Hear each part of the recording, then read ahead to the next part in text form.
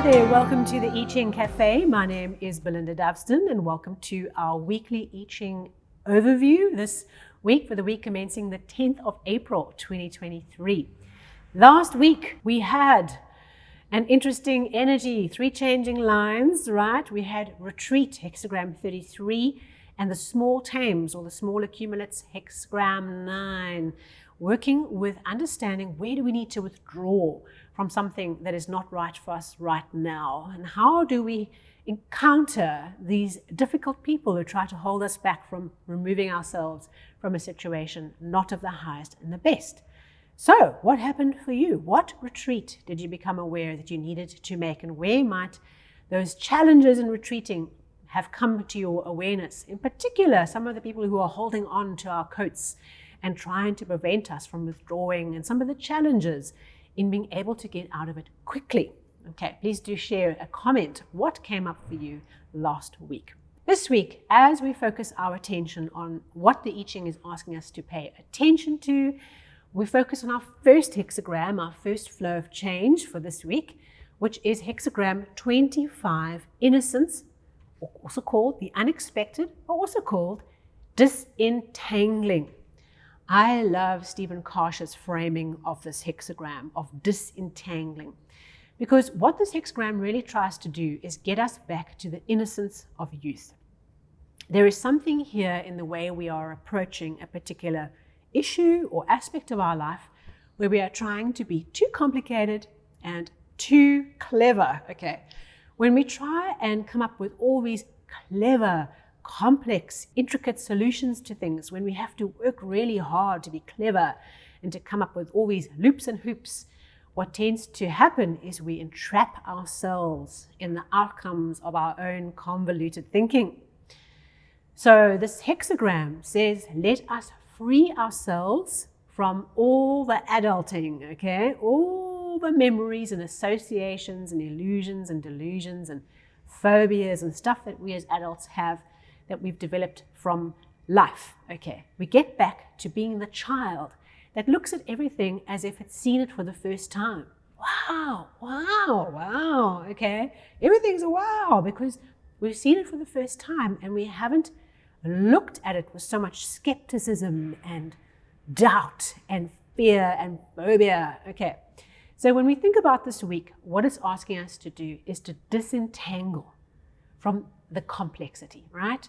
To get to a simpler way of approaching something, to get back to an open-eyed, innocent way of seeing something for the first time, because there's something that we're needing to see differently. And this particular hexagram, what it's doing is helping to liberate us from the complexity so that we can react spontaneously when the time comes.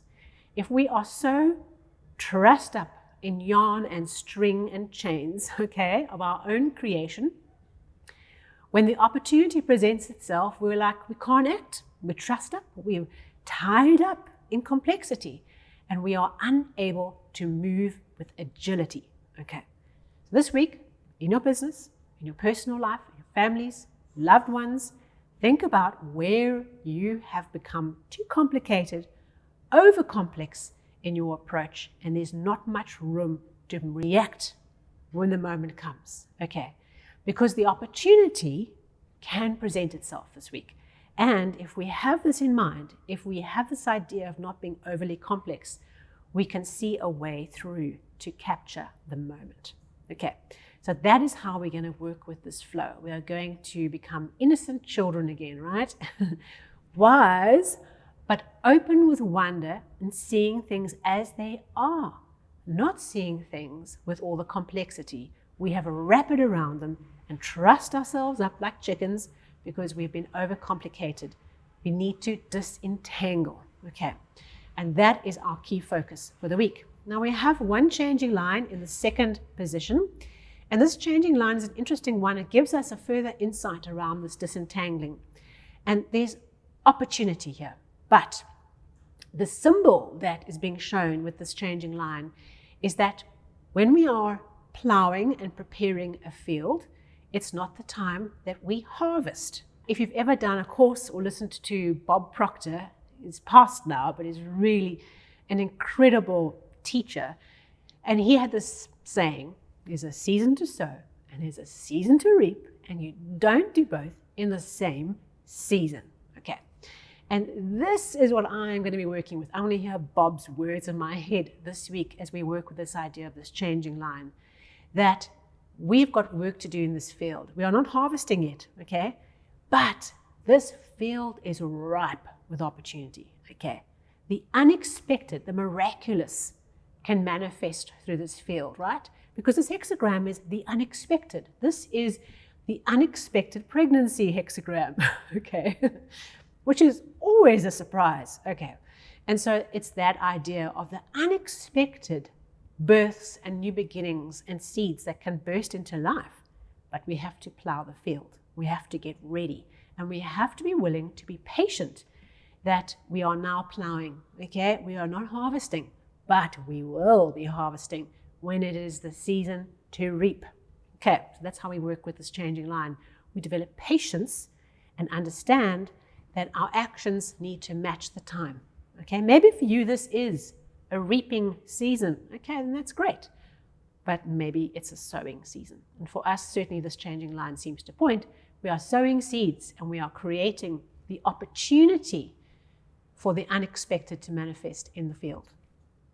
Our second hexagram for this week, it's a second flow. Some people call it the outcome hexagram, but you can think of it as a parallel flow of energy, is hexagram 10, treading. Okay, we have had this little hexagram reasonably recently, and this is the little girl following the tiger, okay, trying not to tread on the tail of the tiger. Do you remember this one? Or the tail of the dragon, as I shared with you. And so this hexagram is all about following a process. There's a power here. There's the tiger, okay, this raw power we can tap into, this creative energy, unexpected pregnancies.